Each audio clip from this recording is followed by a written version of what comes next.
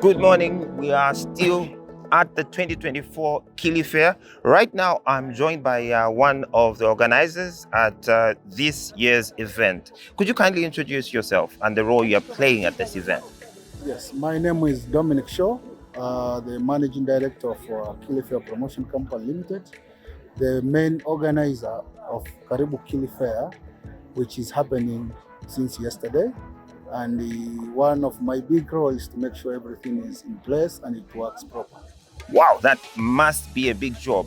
But before we get into the nitty-gritties of the event, I want us to get a bit of an understanding on why KiliFair. Why did you come up with this idea?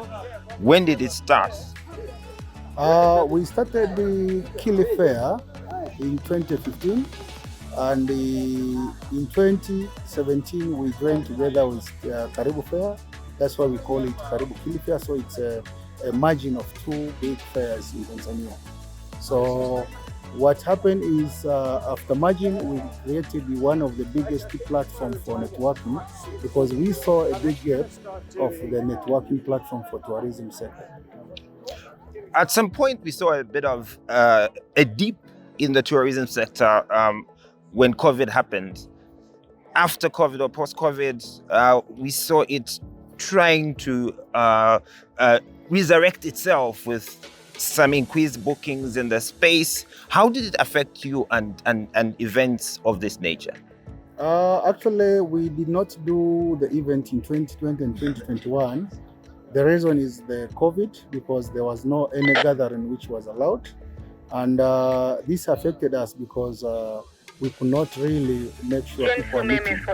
But what happened now, after 2021, we came up with the event in 2022, which was massive because people were really thirsty in doing marketing and meeting. So it was a stop for 2 years, and the comeback was very good. It's huge. This year's event, what sort of numbers are we looking at? How many exhibitors do we have? How many people do you hope or anticipate are going to walk through the gates to come and visit the different stands? Yeah, we have 460 exhibitors who are in the ground today. These are companies who are exhibiting, and we have registered buyers 700 on our portal, which are coming from more than 40 countries. And we are expecting more than 10,000 people for the 3 days of the event. So this is a massive business going to be created during these 3 days. Do you have any, especially for the companies, do you have any follow-up activities after the event, or it is up to themselves to continue engaging, to continue networking to the point of enhancing their business contacts? Yes, what we say, the registered people, like buyers and exhibitors who are registered on our portal, they have a lead which is connecting them, or what we call appointment portal, where they can schedule the meeting every day, and they can have a lot of talks and the other things running throughout the day. So this one we can manage, but the visitors who are coming without registration, they are also giving a lot of business to our exhibitors, but this one we cannot really tell. But we believe and we know there's a massive business created. So at the end of this event, what do you hope to see? I hope to see a massive business, which people will give us testimonies how many business they have managed to close and what is still going on. So our aim is to make sure people get contact. People get to know what they can get where in the tourism industry. So this is the main purpose. We have people from all over the world coming to this expo. The reason is to know Tanzania and what Tanzania has got for the rest of the world to come here to see. After this event, do you have any other events that you plan for, or after this event, you go back to the drawing board and then start planning for next year? Yes, the event itself takes 1 year to be organized. You can see the the organization is the magnitude of the event, but we do not only do this event. We do other events. We do one called Z Summit, which is happening in Zanzibar in February. And we do two road shows in Europe, which is one will normally happen in March and the other one happen in November. So we have a full package in a year, which we are working on to make sure we connect people. We take Tanzania tourism on the higher standards. We deal with a lot of tourism safari companies as well as hotels and lodges. Can you tell us a bit more about those two fairs? What exactly do you do there? Do you also find ways of working with some of these establishments to go with them to those roadshows, to those trips? Yes, our niche is tourism, which we are really concentrated on, and we make sure people get the best out of what we are doing. We are taking Tanzanians to Europe to meet the buyers or the sellers of the destination Tanzania or Africa, and these people, we take them to meet them quick. In a 1 week, we go to more than 4 countries, and we go with around 30 companies each trip we go to Europe, and they can meet more than 200 buyers per trip. So what's the selection process for those 30 companies? Is it open application process, or you have, or you are the ones who just go and pick them, or you advertise and people apply and you vet them and select? How do you pick the companies? So we are actually very keen, especially the people we are taking on board with us. We need to make sure we have hotels which are good. We have tour operators, and then we have the government. And this is first come first serve because there are many. So whoever wants to join the trip has to book online, and then you can get to know what is the information needed and all that. So we do not select that much, but we have our category. You cannot go to our roadshow if you are selling products. We need you to be a service provider, and this one you can benefit. The government is definitely an important player in the tourism sector. For this event, what role has it played? What role are you expecting it to play in the upcoming roadshow that you are working on?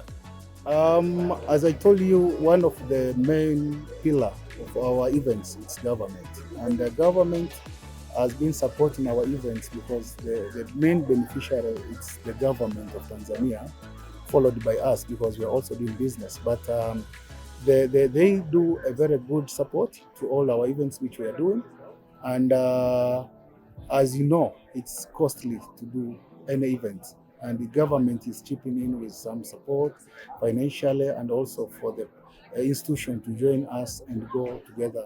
Even you can see today here, the government is in a very big way included in this event. And yesterday you have seen we had our honorable minister who officiated the event, and we had all the support from the Minister of Tourism. You have been in tourism promotion for quite a while. For those who are just starting out, what would be your word of encouragement, of wisdom? What would be your nuggets to share with them in order for them to position themselves in a way that they can become leaders in the industry, in a way that they can accompany you for such things as the roadshows that you're talking about? How can they get to that high level?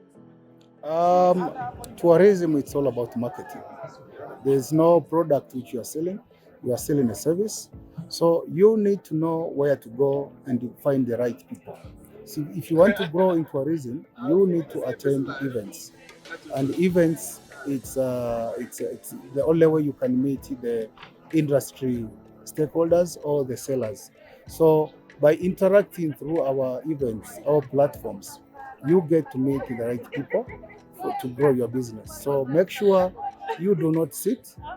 You have to be mobile, be everywhere. They say in Swahili, say mtembea bure sio sawa na mkaa bure.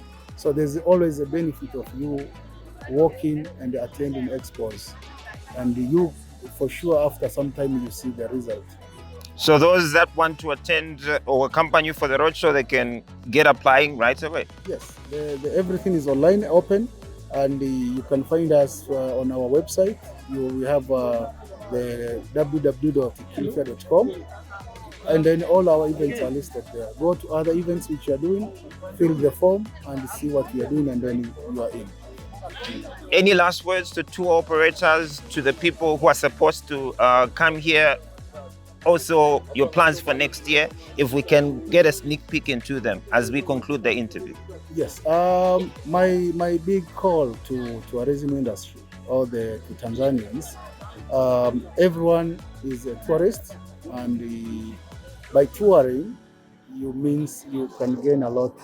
So these events, especially the Karibu KiliFair, which is happening today and tomorrow, you have a lot of benefits. Don't stay home, come around. You have a lot to learn on this ground, and also there's a lot of offers which are going through during this event. Come and plan your holiday, come and plan your hotel. You can purchase whatever you need to do in this ground. So it's my call for everyone. We are charging 10,000 entrance, for the kids 5,000, and there's a big kids playground, and there are a lot of entertainment on stage for everyone. Chakula vipo vya kutosha. Karibuni sana. What should we look forward to next year? Anything we can sort of, any sneak peek into your 2025? We are always ready, and as I told you, our event next year, it's going to be 6, 7, and 8 June, which we are planning very far ahead. And by telling you the date, we are making people get prepared. And just know, next year event will be much better than this one. You will see it's very good, well arranged, but next year will be much better. Congratulations and all the best. Great event so far. I must say I've enjoyed myself. Thank you very much. Super. Sawa.